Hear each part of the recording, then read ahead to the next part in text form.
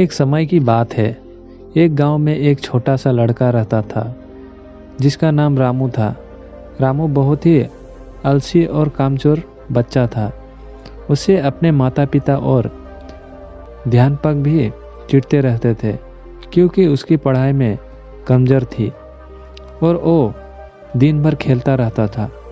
एक दिन एक पुराना बुद्ध व्यक्ति रामू के पास आया और उससे बोला, बेटा, अगर तू अपने आप को बदलना चाहते हो तो तुम किसी एक अच्छे गुरु के पास जा। उसके पास तुझे सही मार्गदर्शन मिलेगा। रामू ने बुद्ध की बात सुनी और उसकी सलाह का पालन करने का निर्णय लिया। उसने एक महान अर्धवासी गुरु की तलाश की और एक दिन उसे एक अर्धवासी गुरु मिल गया। गुरु ने उसकी मदद करने के लिए महमित दी और उसे अपने साथ रख लिया। गुरु ने रामू के एक स्कूल में भर्ती करवाया ताकि उसकी पढ़ाई की व्यवस्था हो सके।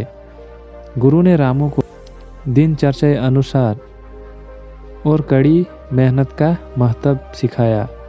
रामू ने गुरु के उपदेश का पालन करना शुरू कर दिया और अपनी जिम्मेदारियों को निर्भर करने लगा। बदलाव शुरू हो गया और रामू की जिंदगी में एक नई अर्ज का आगमन हुआ।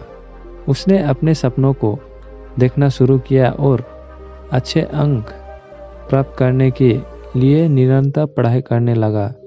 वो समय समय पर अपने माता पिता के लिए मदद करता और अध्यापक की सेवा में योगदान देता है। एक साल बाद रामू की परीक्षा आई और उसने बहुत मेहनत की थी।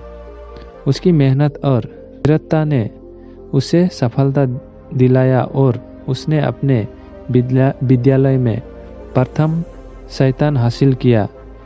ये सब देखकर सब लगे बहुत चौंकी और परेशान हुई।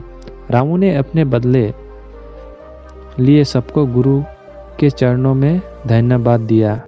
इस कहानी का मोरल ये है कि हमें अपने आप को बदलने चाह और मेहनत करने की आवश्यकता होती है। रामू के जीवन का बदलाव उसे साहिब के बल पर किया था। उसने अपने आप को असली और कमजोर से पढ़ाई के लिए एक प्रेक्षांदेश बना लिया था। उसने अपने साथी गुरु की मार्गदर्शन में विवश रखा और नियंत्रण से कठिनाइयों का सामना किया। इससे उसे सफलता मिली और वो एक उदाहरण बन गया। इस कहानी से हमें ये सीख मिलती है कि हमें आपसे पहले खुद को बदलने की ज़रूरत होती है। अगर हम बदलने का इरादा करें तो इसके लिए हमें किसी आदर्शवादी गुरु या मार्गदर्शन की मदद लेनी चाहिए। उनके उपदेशों को मानने और उनका पालन करने से हमारा जीवन सच्चाई, उज्ज्वलता और सफलता की ओर बढ़ता है। इस कहानी के माध्यम से हम ये समझते हैं कि हमारी ज़िंदगी में खुद को बदलने के लिए अपनी सोच और कायर में परिवर्तन आवश्यकता होता है।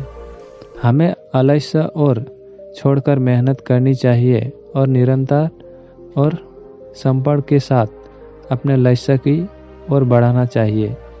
इससे हम सफलता की ऊंचाई तक पहुंच सकते हैं।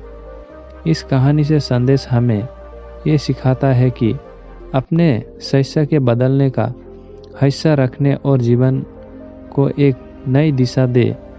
हमें निरंतर प्रयास करना चाहिए, मेहनत करना चाहिए और अपने अवसरों को उठाना चाहिए। अपने कर्तव्य और निर्भर करने के साथ ही हमें दृढ़ता से अपने मकसद की ओर प्रतिज्ञा करनी चाहिए। इस कहानी के जरिए हमें ये याद दिलाया जाता है कि हमारे हाथों में ही हमारी किस्मत होती है। दुख को बदलकर हम अपने जीवन के सफल बना सकते हैं और आपातकाल में भी उचित निर्णय ले सकते हैं। हमेशा ये याद रखें कि आपकी मेहनत, समर्पण और दृढ़ इच्छा शक्ति आपके अपने लक्ष्य तक पहुंचा सकती है।